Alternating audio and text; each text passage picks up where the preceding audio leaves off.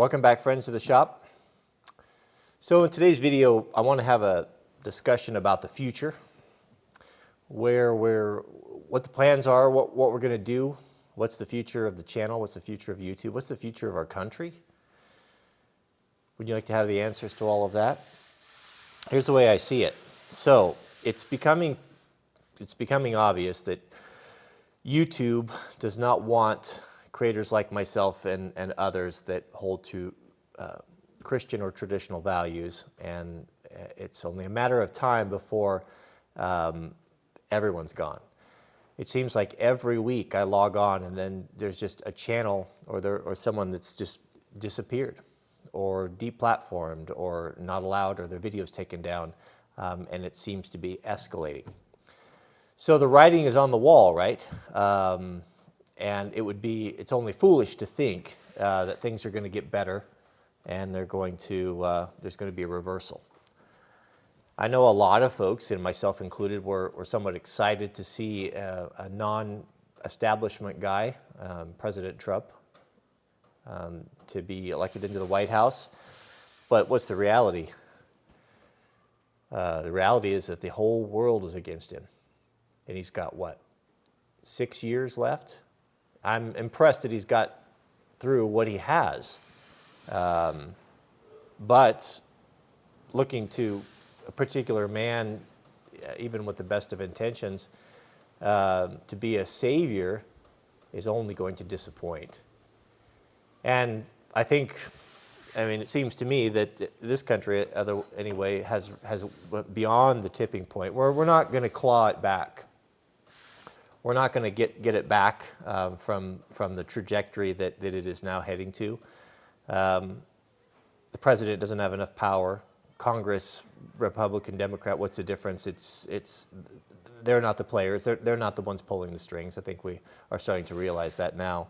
It is nothing more than a distraction to keep us fighting one another, to keep us confused, while the real power players are ultimately selling us down the road, right? So what do we do? Do we just give up, lose hope? What can a guy like myself, what can a guy like yourself, what can a common guy, what can we do? Can we affect change? Can we reverse the trillions of dollars of debt that is growing and growing? Ultimately is going to lead to total economic collapse. I mean, do we not see it now that our economy is nothing more than a deck of cards? And every other economy, the rest of the world is tied to us, and as goes America, so goes the rest of the world. That's the reality of it. If we stop buying, if we stop defending, then what happens? So where do we go from here? What do we do? My friend Ken, he's watching the video, that sends us all the fun stuff. He sent us a letter a while back. Ken is a devout, godly man and has given us a lot of great advice. Has helped Mrs. W and I with some things. And he sent us a letter a while back talking about how he saw the future, how we can use what we've built here in a way to advance God's work, to advance the kingdom. And he put some ideas out there about maybe buying a piece of property nearby here, or maybe even using this piece of property as a place for people to come to learn skills, to maybe be educated through ministry. And I'm not just talking that I have these skills. I'm talking about people coming together to further the work, right? Because I don't have a lot of hope in the churches. Protestant, Catholic, organized religion. You guys know how I feel about that. I just don't see. It doesn't seem to be effective. It's too divisive. It's too many people going their own direction. And it has just essentially been rendered ineffective. I'm starting to see God's rising people up on the internet from places that would be the least people, the last people you expected, and they're going forward boldly for the gospel, and they are They're showing the courage of lions. This has been it's definitely an influence on me, and it caused me to kind of question, or I don't know, maybe it is, I really think that God's bringing things into alignment. He's calling men out of the world to get their act together, get off pornography, get off alcohol, get off a narcissistic lifestyle, and start picking up the mantle and start becoming leaders. Leaders for God, leaders for our families, and start taking a stand. I just don't see us ever getting our nation back. It's just gone too far, and it amazes me that this tiny minority of people, whether it be the homosexuals or the social justice or the whatever it is, whatever you want to call it, how much influence and power that they have. And as I study and as I learn and I see, they're not the ones that it's coming from. It's coming from somewhere up higher. As Rush says, the spider. The spider controlling with the tentacles down and controlling these people that are nothing more than useful idiots. Shock troops that will be used and discarded when they're no longer useful. So what's our responsibility? What can we do with the limited power that we have? Well, the first thing we can do is we can get ourselves sorted and become the husbands and fathers that our wives and children's deserve. And that means getting ourselves in order, stepping up to the plate, standing for truth, standing for justice, and drawing a line in the sand and saying, no, I will not subscribe to this. I will not let you indoctrinate my children with your lies and your propaganda. I will not let you force vaccinate my children with things that may or may not be healthy for them. I will not let you dictate where my children will be educated, what they will eat, or what they're going to think. That's not the job of the state. That's the job of the man, of the man and the woman. So, I hate to get into this. Touching on kind of what Ken was talking about, an opportunity has come up, and I've struggled with it for a couple days here, and I don't know what to do. There's a piece of property that's come up for sale that I've looked at for a long time, and I've always thought that would be something that would be perfect for what we want to do. And what is it we want to do? I envision, if you were to ask me if I could do anything, what would that be? I would like to have a place, not far from here, I like this area, where folks could come, a like-minded people, Christian people could come, or people that are seeking, and to learn the things that we're going to need to know in the last days, when we get to a point, when society degrades to the point where unless you bow the knee, unless you conform to government or to Satan or whoever, that you will no longer be able to buy or sell or to make a living. Because what is it that prevents us from truly doing whatever we want to do? Now, I was thinking about that before I turned the camera on. One of the big ones is money. A lot of us don't have as many options as we like because we fear not having that income or losing that income. We can't.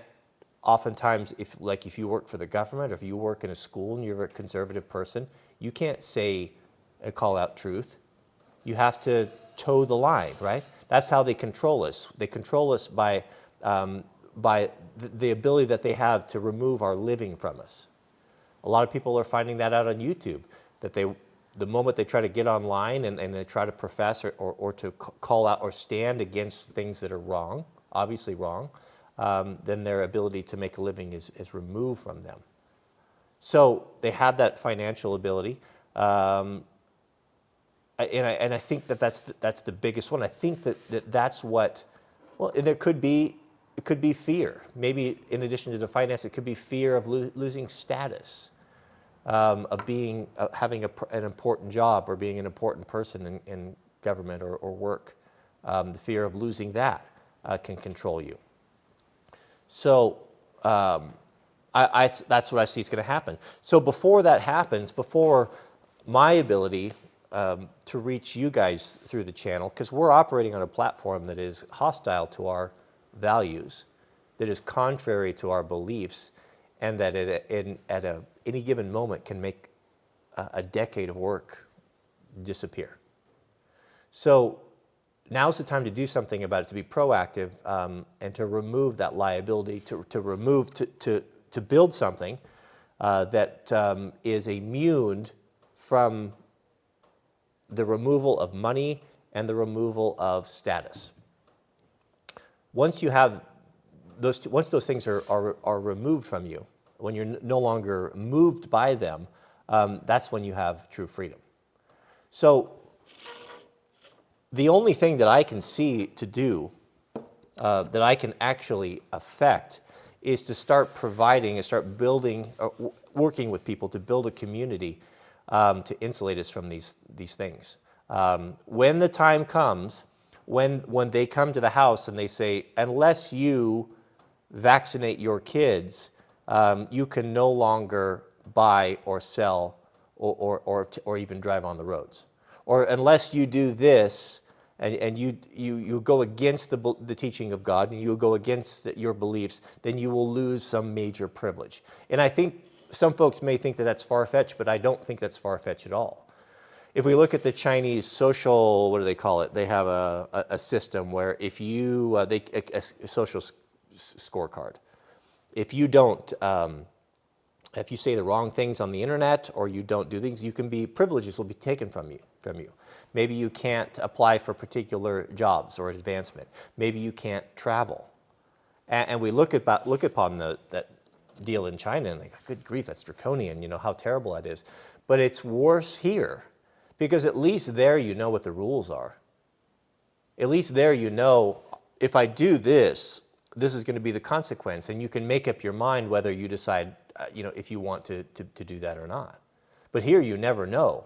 You never know if something that you said or put in a video 5, 10 years ago will be brought up, and then you will be judged by today's standards on what you said today. What was completely fine yesterday can be brought forward as a case made against you as to kick you off a platform or take away your voice. So that's an unacceptable position to be in. So back to this property.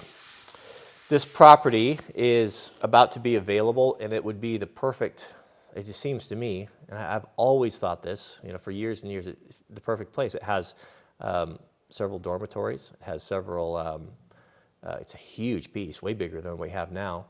Beautiful setting, isolated, easy to defend, tons and tons of natural resources, tons of water, tons of timber. It's got a huge building that would be suitable for gathering of large people. It's a really nice and special place, right? So Mrs. W and I have been talking about this. We have worked really hard to not be into debt, and we don't owe money on cars. We don't owe money here and there. When we buy stuff, we pay cash for it. And this is an expensive piece of property. I don't know how. Yeah, could we borrow money on it and qualify for it and make payments? Yeah, that's an option. But is that the responsible thing to do? Do I want to take on that type of liability, or do I want to stay independent as possible? Because as soon as we borrow money, right now we're back in the control of the spider. So I'm reluctant to do that. I guess my question is there enough interest? Are there enough of you out there that would support something like this? Or is it even an option? I don't know if it's crowdfunded or if we're looking for like-minded people, if there's an investor out there, to put something together, to have a special place where people can come and learn, people that can see what's coming down the line and see that our ability to make a living, our ability to buy and sell, as foretold in Revelation, is going to be taken from us, but to prepare now, to put those things in place now so that we can provide for our families. Because I can't change the direction of the country. I can't change what's going on in Washington, and it's only going to get worse. The only thing that I can see to do is to isolate ourselves from that and start building communities and start preparing for, I hate the word prepping, start preparing for tough times.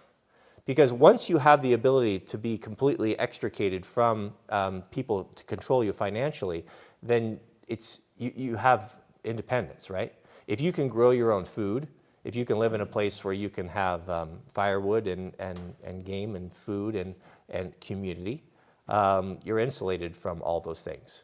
There will be no rainbow flags hanging on my home.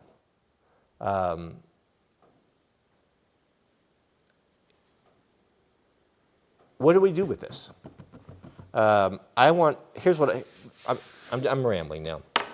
I want you guys to pray about this, and I definitely want some counsel and advice on what you think. Do you think what could we do with this?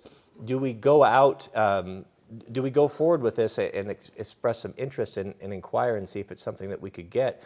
And can we put together a place where you can come for a week and stay, or a month or whatever, and to learn things? Can we bring people in to show us how to purify water, how wild edibles? I can contribute some things, maybe some how to build a house without power tools, and all these things. We have families that can come and they're hungry and thirsting for real truth and for the gospel. I think that needs to be a component of it as well, if not the overarching theme, right? So I don't know. I'm conflicted about this. Do I go forward and take on this huge responsibility of purchasing this on my own, or do we open it up and trust that God will provide a clear vision and an ability to get this? And is there interest? And I guess I need prayer from you guys so that I don't make a rash decision, because I don't trust myself to make an important decision this important. Because I've made them in the past, and they've not always been great. And that's primarily because I got anxious, or I got impatient, and I wasn't willing to wait for God to move upon it, to make it really clear, to open the door. I might kick the door down myself, and just to find out that was not the door that I was supposed to walk through. And I don't want to make that. I don't want to make that mistake. So I don't even know why I'm making this video. I just needed to talk about it, and I it's not going to be there forever. And how do we do this? Email me if you have some ideas. Cody@Wranglerstar.com. If that's something you would be interested in, or see how we could maybe get this, and how we could use it while we still have a platform here, while we still have access to all you folk. To start making that transition, to start packing our boxes up and start moving away from this and building our own thing, because that's the way it's going to be. I don't know. I can't see the future. I don't know what's going to happen to the country, but I don't think it's going to get any better. It's only going to get worse. And with God removing His hand of protection upon our country, because so many of us have turned our backs on Him, I think the only thing we can do is to start circling the wagons and surrounding ourselves while we still can communicate and we still have resources, start preparing for a very, very difficult time. And this isn't fear-mongering. Let me close with this. Let's not go down that road. That's why I've always resisted and have never associated myself with a prepper community, because it was a community that was motivated and primarily based off of fear. And I'm not afraid of what's coming. I'm excited for the coming of Christ. It's a frightful thing, no question, but it's something that we have to look forward to, because, I think you can probably relate, like me, is I've never felt like I belonged here. I've always felt like an alien. I've never been comfortable in my skin. There's always been something telling me that this is not what you were designed to be. This is not what, this isn't, if this was it, then there would be no point of it. It's got to be something better. And what I've come to realize as I've gotten older is the reason why you feel that way is because you're living in an unnatural state. You're living separated from your Creator, separated by sin. And until we get that back, we'll never be complete. And there's no matter of alcohol or women or money or fame, popularity, that's ever going to fill that hole. That hole can only be filled by being reinstated to our Heavenly Father. So it's not about fear. I don't fear. I just don't want to be a fool, and I don't want to. If God has given me this channel and all of you folks, the interest to watch this, it comes at a responsibility. And if my responsibility is to start building something and to start preparing His people to help in some way, and I decide not to do it, and I just enjoy a comfortable lifestyle and take no risks and make no sacrifices, He'll pick someone else, and I don't want to be passed over. I don't want this job. Trust me. The last thing I'd ever want to do would be a leader of the church, and I wouldn't be fit to be a leader in the church anyway. I mean, half the days I fall down and I fail God so bad on a daily basis that I'm unable to look myself in the mirror in the evening. Some days I do better, some days I don't. But I don't want the job. But worse than that, I don't want to be passed over. I don't want to be a King Saul, passed over for someone that was willing to do what I was unwilling to do out of fear. So, yeah, I guess more than anything, I'm just asking for your prayers that Mrs. W and I can receive some guidance on this and what we should do, because it is an incredible opportunity, and it's a very special place that it is not going to be easy to find again. All right, keep us in your prayers. Give me your ideas. Who knows what can happen. We'll see you guys on the next video.